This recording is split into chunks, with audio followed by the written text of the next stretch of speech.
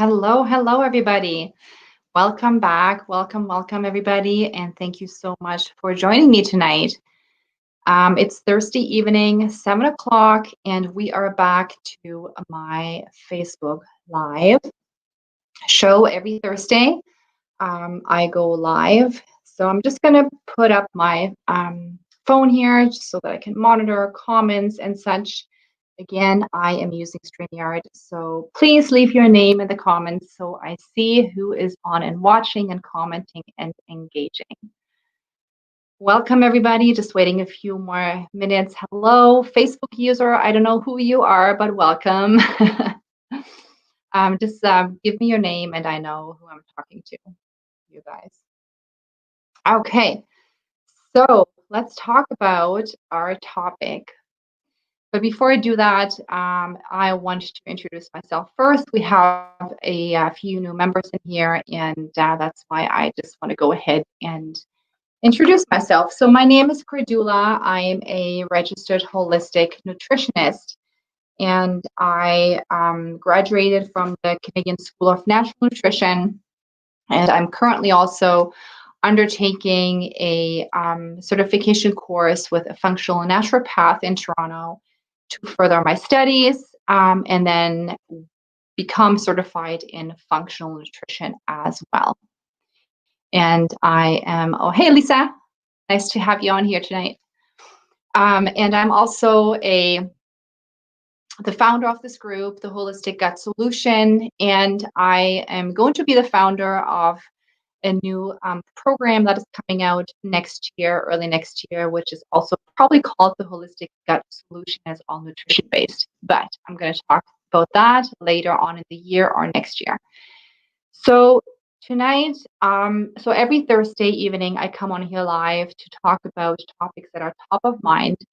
And tonight I chose stress because stress is just so prevalent in this world right now. I mean, don't we all know, right?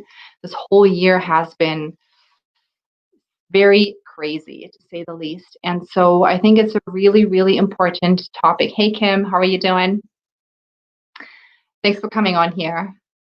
So this year has been crazy in terms of stress, and on a political level, on environmental level, health level, it's been just through the roof. And so I decided to really, dive into this topic because I think we can all learn a little bit more about stress management.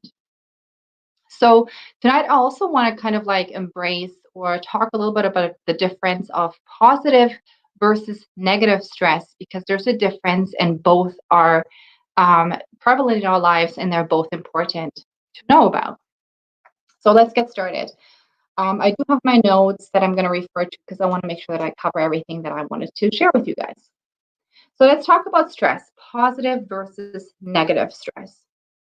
So really, before I go into the details of negative stress and the side effects of chronic stress and how to manage it, I really just want to talk a little bit about positive stress. And yes, there is such a thing as positive stress, and it's important. So you might be asking me, well, 𝗥𝗲𝗰𝗶𝘀, how can stress be positive?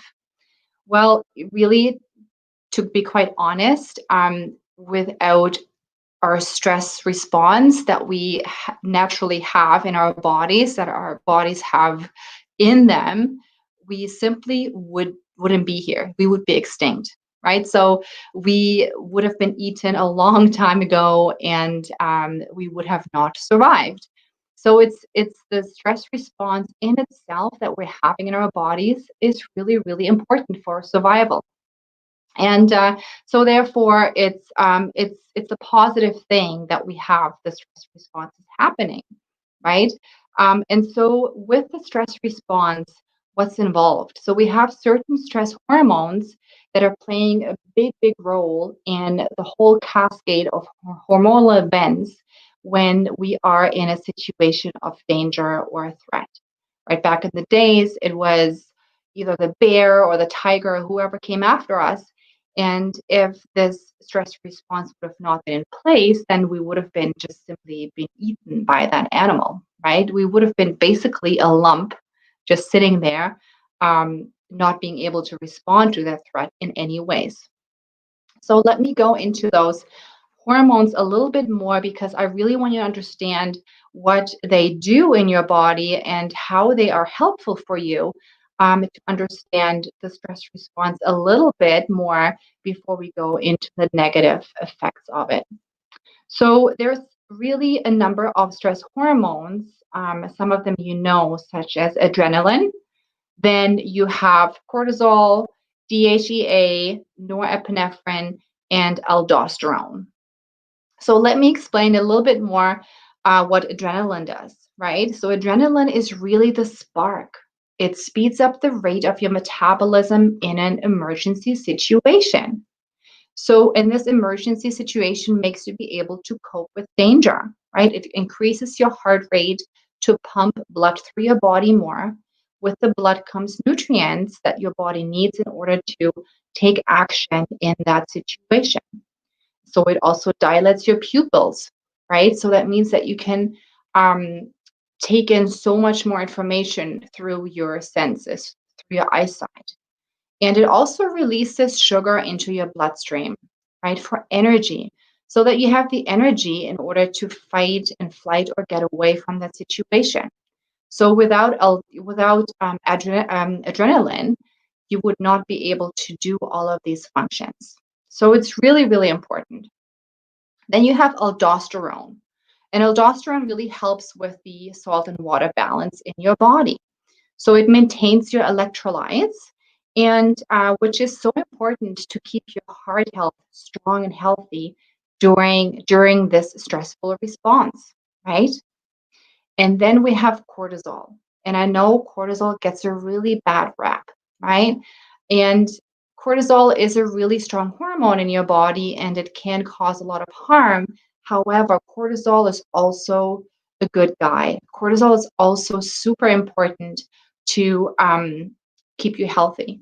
And how so? Because cortisol is the hormone that gets you up in the morning. So if you don't have cortisol, going up in the morning, you would simply not wake up, or you would have a harder time to wake up. And this is sometimes that we also see is when our health is not optimal, is that we have this fatigue that is already starting in the morning when you just you just can't get out of bed, right? So that means that your cortisol is not quite optimal. And then the cortisol goes down in the evening, right? And then your melatonin goes up. So you can see that cortisol has a really important role to play in your life, right? So stress and stress response are really absolutely necessary for life.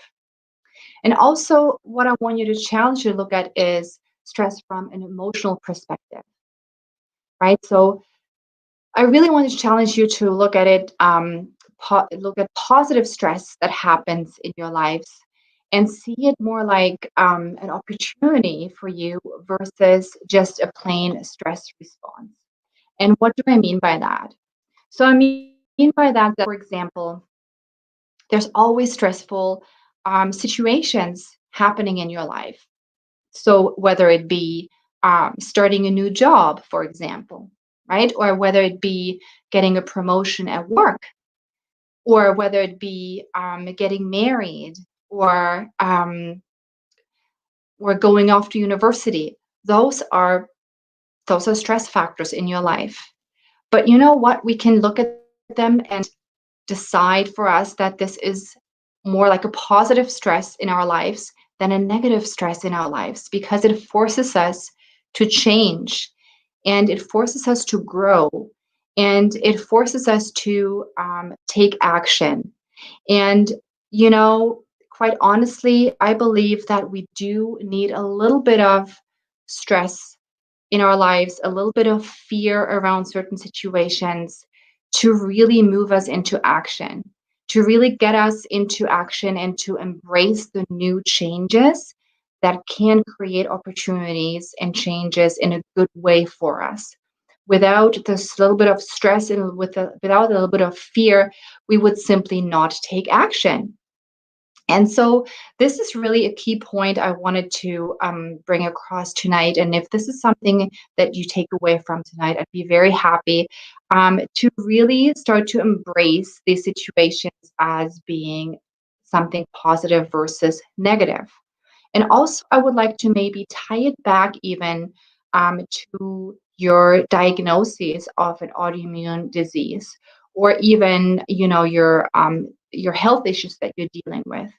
Because quite honestly, I can tell you for myself is when I was diagnosed with my autoimmune disease, um, and when I experienced all these symptoms, and I stopped listening to the doctor because the symptoms just wouldn't go away and my health was deteriorating.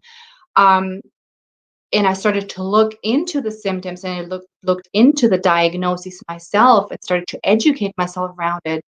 I was I was fearful. I was under an immense stress because I saw what can happen in the future, and it made me fearful. But this fear and this stressful moment in my life also made me take action. It was the point when I said, "Oh my goodness, this is not where I want to be. This is not where I want to go to in my life." Right? And so this really triggered for me to take action and with a positive outcome. Right? So this is kind of like the positive side of stress versus the negative side of stress. I wanted to share that with you. I think it's really important. But what we do want to avoid is chronic stress, and I think this is the key, right? So we have the positive stress response, but we also have the chronic stress response, which can be so detrimental in our health. And let's talk about that a little bit more. So the chronic stress response, let me just see here. Yeah, this is really when the balance gets out of whack. And this is where cortisol comes into play, right? So with the chronic stress response is when you just can't bring the stress levels down. You are in a situation, you have reached an overwhelm, you have reached a certain level in your life where it's impossible for you to bring down your cortisol response. And that is when the cortisol turns into something that can be very detrimental for your body, right? And that is mainly because cortisol is also a catabolic hormone, right? So what does that mean? Catabolic. Catabolic is the opposite of anabolic. So it breaks down tissue. So just think about it when you are in a emergency situation, and tissue has to be broken down in order to release energy in forms of sugar into your body so you can react, right? However, then the natural way of dealing with that stress is that when the danger is over, your stress response goes down and you go into the relaxation phase. So if that relaxation phase does not happen for you anymore, for whatever reason, and you stay in your elevated stress response, your cortisol is starting to course through your body um, nonstop, and your tissue is being broken down nonstop, right? So you are in a catabolic state. So your muscle tissue is being broken down, and your liver is going to suffer because it's releasing the sugar storage into your blood at all times. It becomes overworked. And so you can see that the cortisol now is starting to really start to harm your body in a way. Um, so cortisol also shuts off your digestion, right? Your digestion and absorption of nutrients. And we touched on that a little bit in the other video, is that when you are being stressed, or your body perceives your situation as a stressful situation, then you are not able to go to the bathroom, right? And usually when you're fighting or running away from danger, you are not able to go to the bathroom, right? So that means your body is very smart and has started to slow down your digestive system so that you don't have to go pee or you don't have to go to the bathroom, right?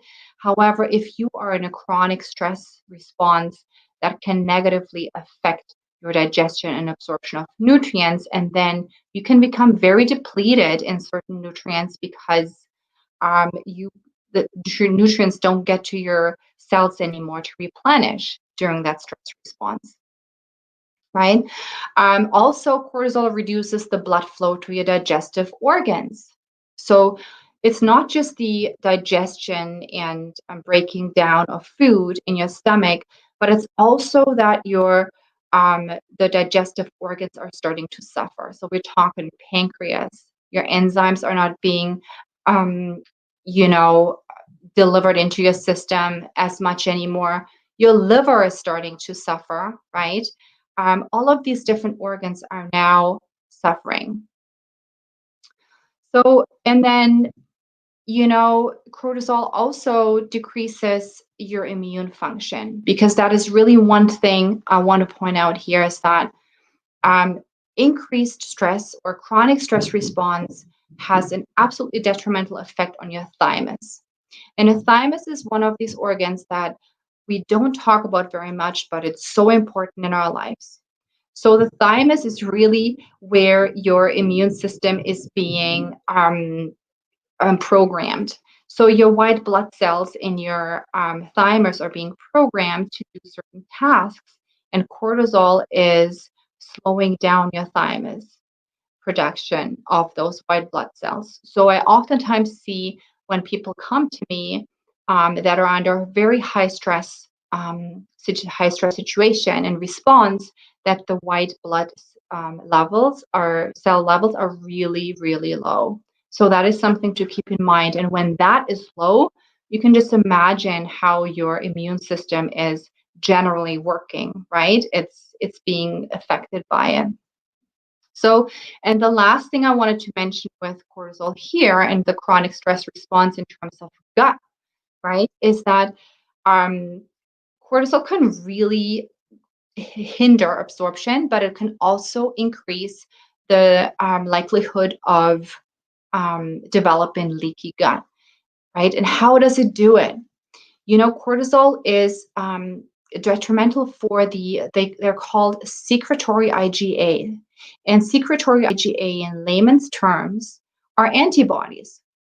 Those are antibodies that are all lined, they're like guards. They're guarding you. They're all lined along the intestinal tract, the lining, the gut lining, and they are the first line of defense for you to protect you from the outside world, right? Because the intestinal tract is the outside world, as we learned in the digestive video. So cortisol really affects those antibodies. They are not working properly, and then your intestinal gut lining is starting to lose its function, and that can cause or can be a trigger to then develop leaky gut. So you can see that once we're moving into chronic stress response, the catabolic effect of cortisol is immense, and it's really starting to take its toll on you, right? And so that is why it's so, so important to make sure that we have really good tools and strategies in place when we realize that we are having an issue in coming down from our stress response. Let me just see. I think here's a question. Oops. Okay, I'll try to answer that question when I'm done. Okay, so now let's talk about what to do. So what can we do in order to bring down the stress response and move out of the chronic stress response, right? But before I give you some tips and ideas here on how to regulate your stress response, let's just talk a little bit about how we can perceive stress from a different perspective. And to do that, I would really like to read to you an excerpt of a book, which is called Lessons of the Lotus, and the author is 𝗤𝗏𝗰𝘁. I love this part of the book, and I would like to read it to you because I think it really illustrates on how our own perception can make a huge difference in how we are responding to stress. So if that's okay with you, I'm just going to read it out to you and let me know what you think about it, okay? So I'll start. So he says, in Sri Lanka, we often compare human life to a river. So when river water falls down the hills, it creates a beautiful waterfall. When it crashes on rocks, white foam is created, expressing its incredible hidden beauty. When the river silently flows through the valleys, it becomes mysterious and magical. These different things that happen to the river water along its path are all manifestations of its beauty. So too, if we are to make meaning out of our odyssey as human beings on this planet, we have to accept that whatever happens on our way adds to life's beauty. I don't know. I really, really love that. What do you guys think? Did you like that?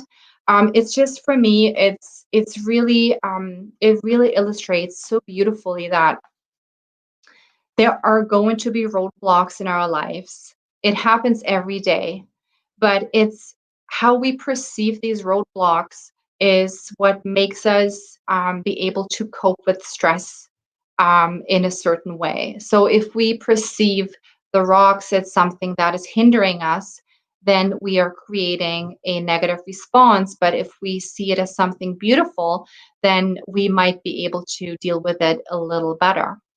So it's really, I think it's the meaning we attach to our experiences that makes those experiences stressful or stress-free. And then really what I want to get to here is that our minds cannot differentiate between what is reality and what is just perceived reality.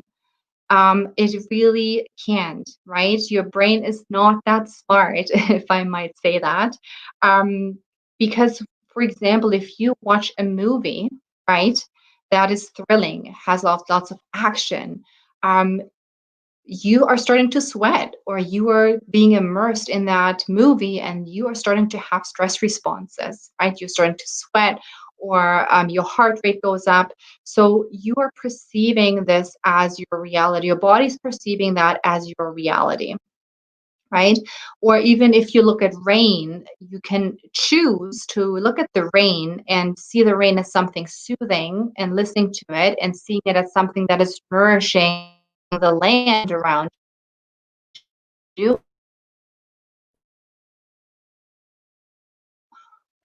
really hindering me in doing my stuff that I had planned for the day. And then you're starting to despise the rain. So I just wanted to throw that out there because it's super important, and I'm starting to deal with stressful situations maybe in a different way. So what can you do? The easiest way to implement stress management tools I found for me was by using the acronym SENSE. And I'm just going to put that here in the comments so you see what I mean. And I'm sharing this with you because it might be helpful for you. SENSE. So the first S stands for stress management. The E stands for exercise. The N is for nutrition, the second S is for supplements, and the E is for evaluation, okay? And those are really those four pillars that are absolutely crucial in being able to manage stress properly.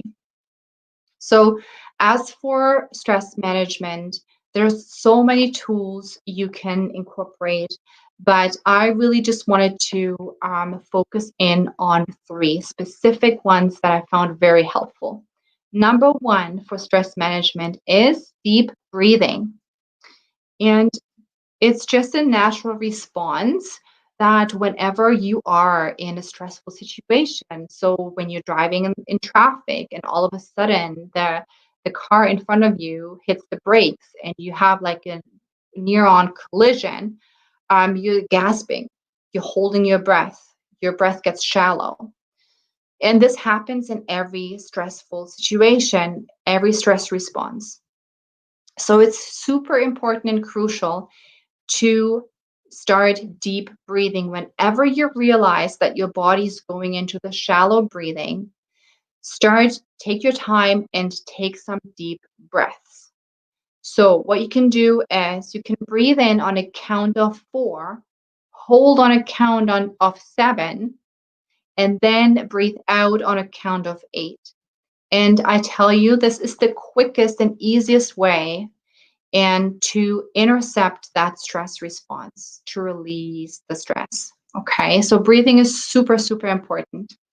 And the good thing is you can do it anywhere, regardless of where you are, at work, in the car, at home. It doesn't take long, but it's very effective. Number 2 is visualization.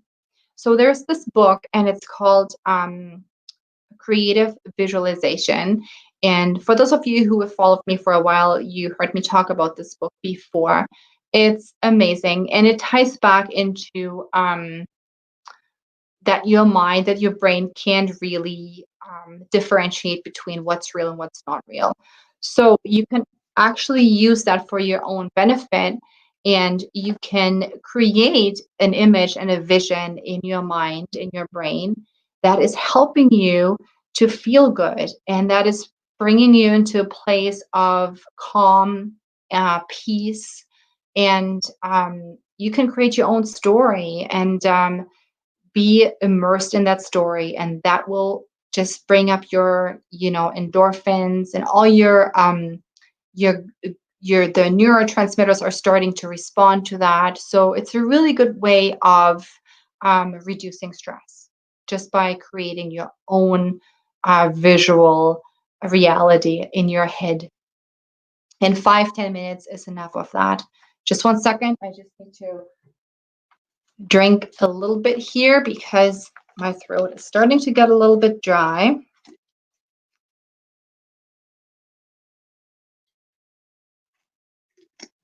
Okay.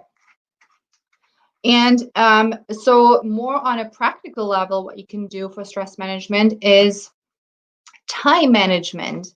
And that is huge for me.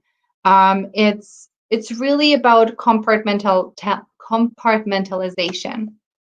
So what I mean by that is just focus on one thing. Don't multitask. That is what I tell my kids all the time. Multitasking is so bad for you.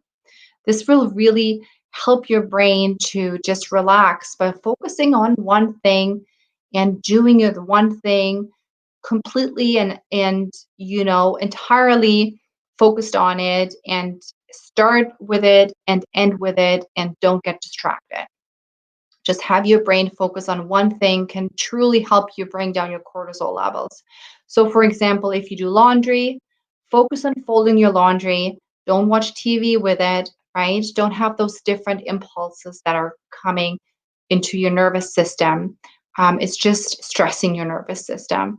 So just focus on and taking pleasure in the actions that you're doing is super helpful in reducing stress as well. Okay. So E is for exercise. I don't want to go too deeply into that topic because it looks different for everybody depending on where they're at. But just generally, exercise, guys, is the best response you can to stress that you can have, because it is the natural way of relieving stress, right? Think back to the days when we had to fight and run away, or fight or flight, whatever it is. We had to use our muscles. We had to use our action. These days, we sit around a lot and we can't release stress in that matter. So when you're having a stressful day, go get your exercise in. And I know, Kim, I don't have to tell you that. You're really on top of that for sure. But I find too that if I have a super stressful day that was super busy, I I have to get moving, and it helps me to get the cortisol out of my body and to release all of these, the oxidation, the toxins that are created in my body through metabolism, to sweat it out and to get it out of my system. So then nutrition, again, there's 1,000 things you can do to support your nervous system and your stress response. However, there's 3 really key important facts I would like to share with you around nutrition and stress. Okay, so number 1, protein. Protein, increase your protein intake during stressful times. The reason behind that is that each and every cell is made out of amino acids in your body, and they need protein. It's the building block of your cells. And so you're going through a much higher turnover of cells, so you need to increase your protein. You need to increase your good healthy fats, your essential fatty acids, especially omega-3s, such as olive oil, avocado oil, hemp seeds, flax seeds, chia seeds, all the omega-3s, because they are turning into anti-inflammatory properties in your body, which is super important for your immune system. Okay, so protein, good healthy fats. Number 3 is hydration. We don't drink enough when we're stressed. We're getting so distracted, we don't hydrate. And because during stressful times, there is such a high amount of cell turnover, we need to hydrate because our cells need water in order to function properly. So hydration is key. Let me see. There's more questions. I had to really do time management last night, and I accomplished everything that needed to be done. It felt great. Yeah, it's so powerful. Time management, quite honestly, has been my lifesaver this year, right? Really just focusing on tasks that I do one task at a time and doing it like solely, not being distracted. Yeah, I wonder why I want more protein, and this answers why. Yes, your body's starting to crave it through nutrition, right? And that is why. So that's amazing. Okay, so then let's move on into supplementation, right? So supplementation can be really powerful for when you are experiencing stress. Again, there's lots of supplementation depending on each individual, but there's one specific class of supplementation I would like to focus on tonight that I almost exclusively always give to all my clients and people I work with because it's so powerful. And these are adaptogens. So the adaptogens are really a class of herbs.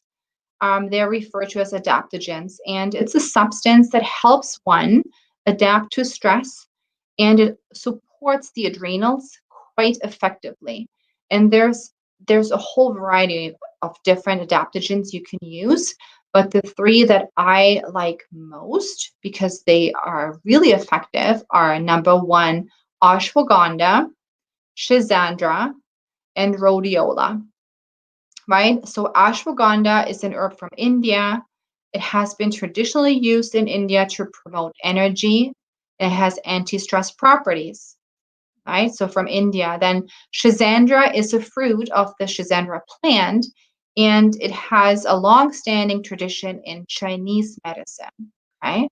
And this one is really good for alleviating exhaustion, like mental exhaustion.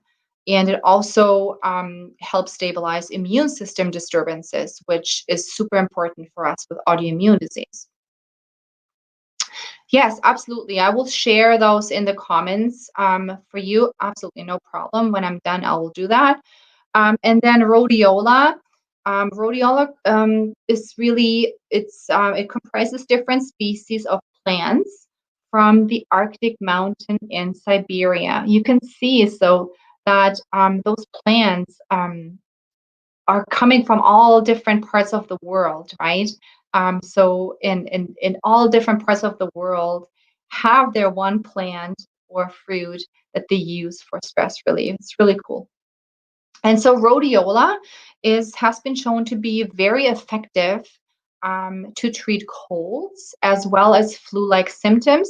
And when you are physically stressed, so when you feel like the physical, sluggishness and fatigue and muscle fatigue and stuff like that, rhodiola is amazing, as well as mental stress. Okay. And so lastly, the E in sense that I shared with you guys is evaluation. Evaluation is key. You need to always evaluate your situation because every one of us reacts differently to stress, right? So what I can really recommend to you guys is to check in with yourself daily, right? Do it in the morning or the evening, whenever works with you. Give yourself 5 to 10 minutes to check in with you by perhaps journaling and writing down how you're feeling today, right? Or do a body scan to see where you're at with your symptoms that might be showing up for you, to see how your sleep was, right?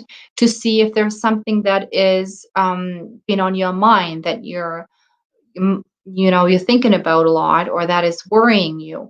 So it's very important to be really aware of where you're at on your stress response so that you're not moving into the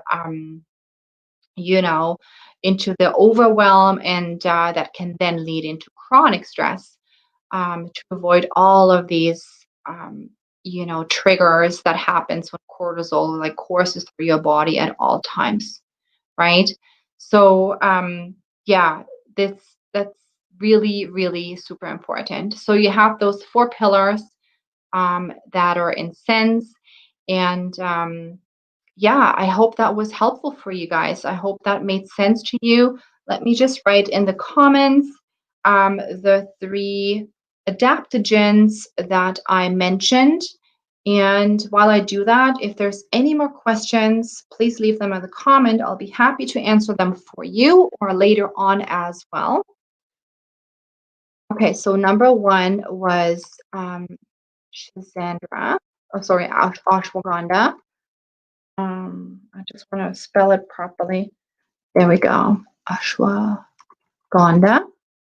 And then number 2 is 𝗧𝗵𝘁. Number 2 is 𝗧𝗵𝘁.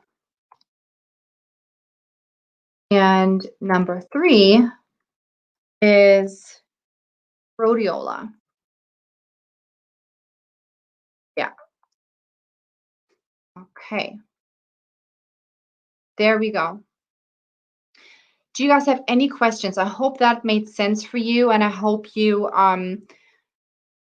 I really hope that you see that stress in itself is not necessarily a bad thing, but chronic stress absolutely is. And so when you follow the sense, the